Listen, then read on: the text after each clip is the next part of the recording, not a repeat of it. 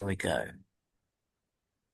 Screening as part of the Melbourne Documentary Film Festival in July is a documentary called Hot Water. And it's my great pleasure to be talking to the writer-director of Hot Water, Tim Whybrow. Tim, welcome to Movie Metropolis.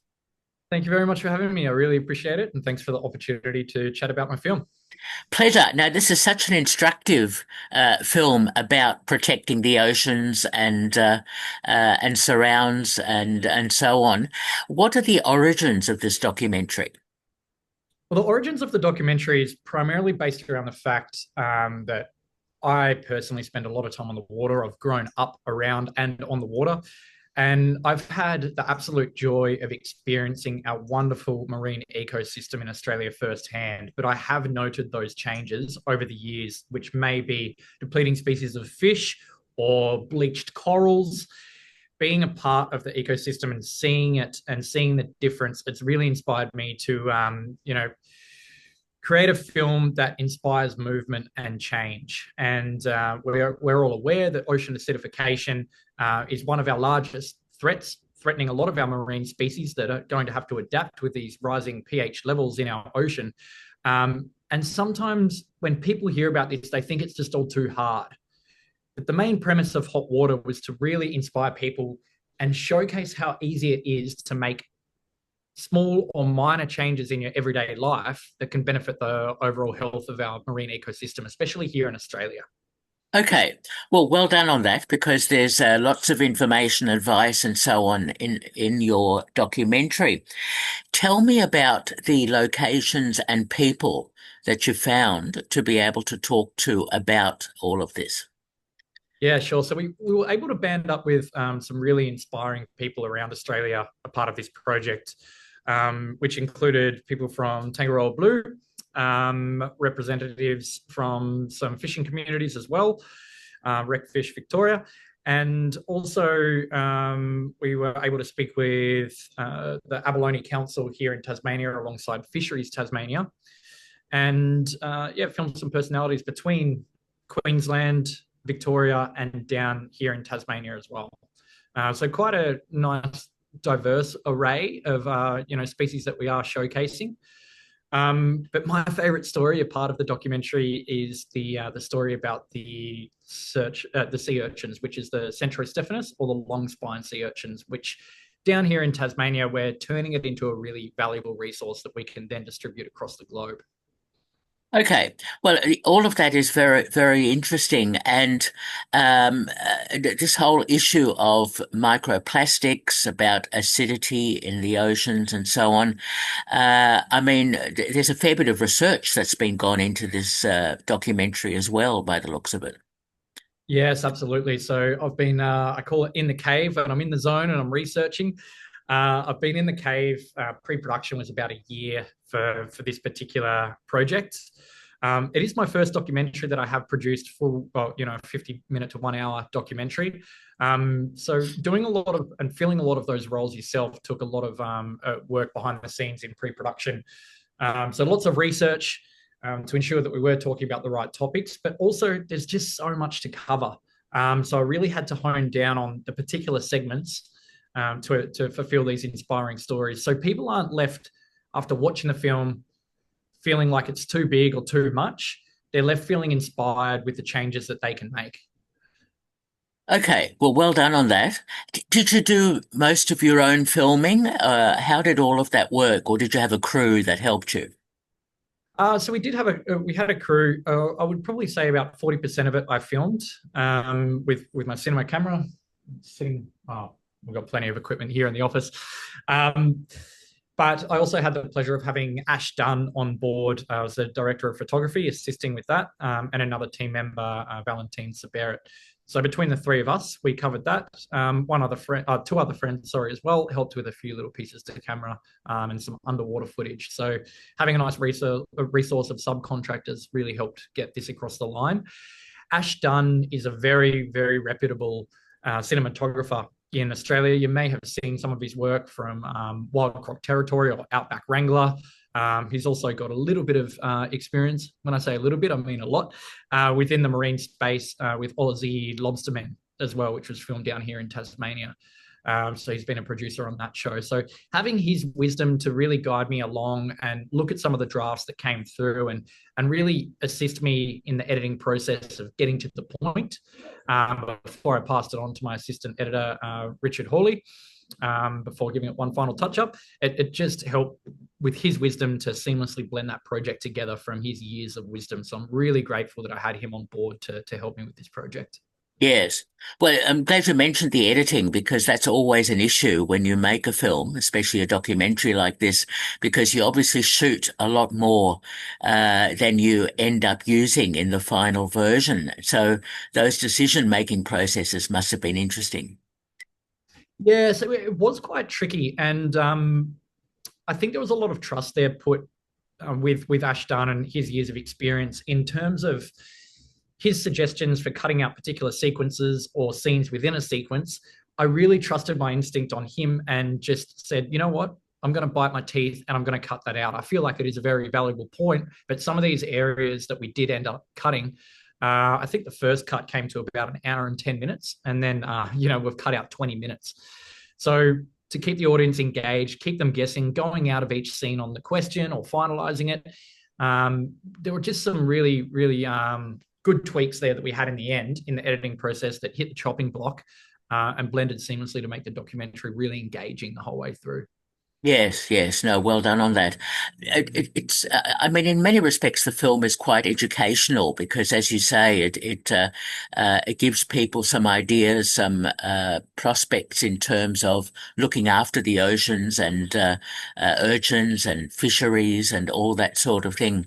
So, I suppose you're hoping, apart from Melbourne Documentary Film Festival, that the film will have an educational resource component to it in terms of people watching it? Yes, when we had a little premiere screening to a tight group of people up on the Sunshine Coast in Queensland, showcasing the film, we had about 15 teachers in the room. Those teachers then nominated that film in particular for a Sunshine Coast Community Award, which was last week. Unfortunately, didn't take away the position, but being honoured for the work on this film has been fantastic. But the response from those teachers immediately was, when can I watch it? When can I share it to my class? Where can we watch it? Where can we view it? Because this is just such a fantastic educational piece that really deserves to belong in schools, that I think will really help change the mindset of that younger generation coming through. Yes, yes, exactly. I think it will have that sort of currency. In terms of making this documentary, Tim, are there any particular documentary filmmakers or films that might have inspired you? I would say there aren't any immediate that come to mind, but of course you've got your David Attenborough. I've been watching him and a massive fan of his work from a young age.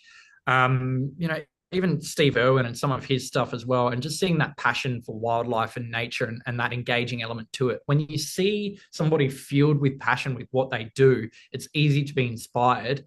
And I feel with this project, without being passionate about it, without caring myself about the ocean, it just, first of all, would have never come about.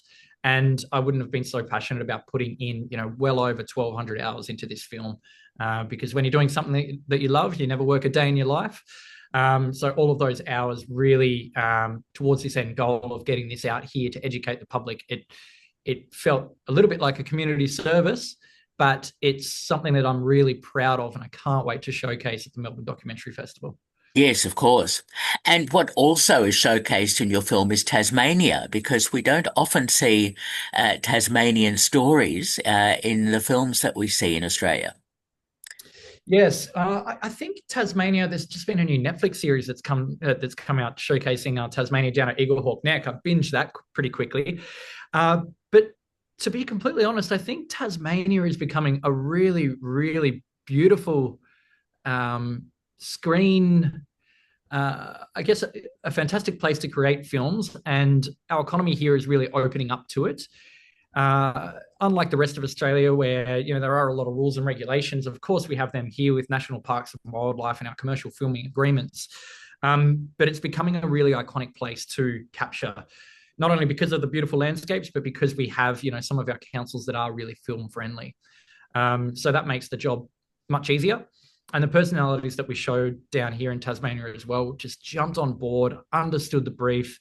And I'm so grateful for the people down here from Millshell Oyster Shack, Freycinet Marine Farm, the Tasmanian Abalone Council, Shane Blackwell, the diver that we followed with the sea urchins, the UTAS as well. It's just been, yeah, fantastic. All of the people that we've worked with here that have jumped on board. Everyone's just been amazing.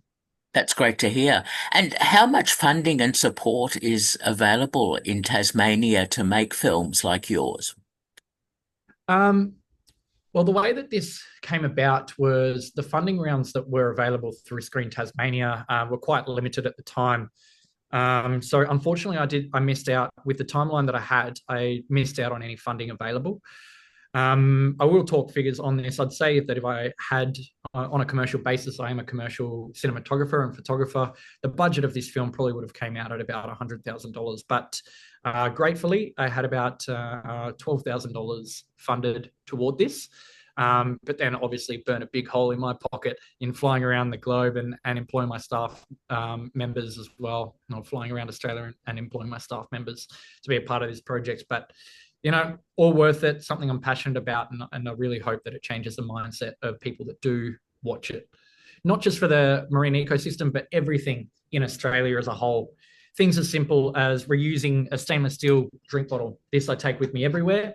And the amount of plastic bottles that I save per annum by just reusing this drink bottle, having it with me all the time, it's almost like I've got a magnet to this thing, and it's muscle memory. Whenever I leave the house, I'm checking for my wallet, I'm checking for my keys, and I'm checking for my drink bottle.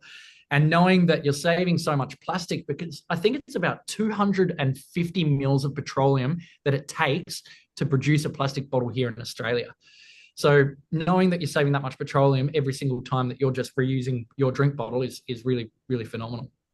Look, it's great to hear that because protecting the ecosystem and the oceans from plastics and from other aspects like the acidity that can develop in the water, in the oceans, and so on, it's such an important message for I think everyone to hear. Yeah, it really is, and I think the conscious of the conscious of consumers as well is to just be mindful of where their food's coming from too. And there are particular species that you can support that will benefit the overall ecosystem. So you've got your oysters, which are carbon sequesters. By eating sea urchins, you're supporting the government and the divers to remove that pest species from the environment. And then even when it comes down to fishing, the mindset of what people can implement, which is citizen science data, tag and release fishing, is just as joyful and such a therapeutic exercise in terms of your mental well-being. Heading out there on a boat, talking to a mate, get everything off your chest, and just being one-on-one with nature. In the technology-driven world that we're in at the moment, often I think we forget to just stop and have a little bit of a screen detox. So for me personally, being out on a boat is my detox. But yeah, there are so many different things that you can do, and a lot of things that we've highlighted in the documentary. But I just hope that people walk away from this just making some of those subtle changes as well, because it's not rammed down your throat. It's intentionally scripted to inspire you to make small, subtle changes that will all contribute to a healthy marine ecosystem, but also highlight some of the things that are happening in Melbourne, which is microplastics from factory runoff going into the Patterson River. And unfortunately, then they look like fish eggs. So our fish species are eating them. And then what's happening? Well, the recreational fishermen are going out, catching these fish and eating them. So where's that microplastic going? Back into our own food chain. So we just need to be really conscious of our outputs from what we're producing with the economy, and really start thinking about some of these, third world, I guess, applications that we have in place of where our plastic's going, and really start to think about trying to tighten it up, because it's quite devastating that these leakages are happening even in Victoria, in Australia. It's quite disappointing. Very important messaging. Thanks for that, Tim. So, are you working on other films or projects at the moment? At the moment, we have quite a lot of a large commercial workload, but there's a few other decks in the pipeline. Whether or not it will still be in nature, it might be on some more investigative journalism topics. Like I mentioned, this was my first full length documentary where I've presented it myself, but on a weekly basis, I'm producing content for my Instagram page and my YouTube page, which is called Tascast Fishing. So if people do want to stay up to date, they can always head over to Tascast Fishing and see what I get up to when I'm out on the boat with that screen detox and catching some fish, tagging some fish, releasing them, taking only what I need for a feed, and really educating yourself about some of those good fishing practices. And fish care as well is a big one. Okay, excellent stuff. We've been speaking to Tim Whybrow, whose film Hot Water is screening in July as part of the Melbourne Documentary Film Festival. Tim, thanks so much for talking with me. I really appreciate it. Thanks so much for having me along. And yeah, I encourage everybody to head along to the Melbourne Documentary Festival. Thank you so much for having me on board today. And yeah, everyone should grab their tickets, come along and see some of these other fantastic films as well. Not just mine, but there's some fantastic educational films and conservation films too that I think will leave you inspired. So definitely come along on the 17th of July to our film and check out what else is available. Okay, good news, great stuff. Thanks so much. Thanks, Tim, for talking with me. Not a problem. Really appreciate it.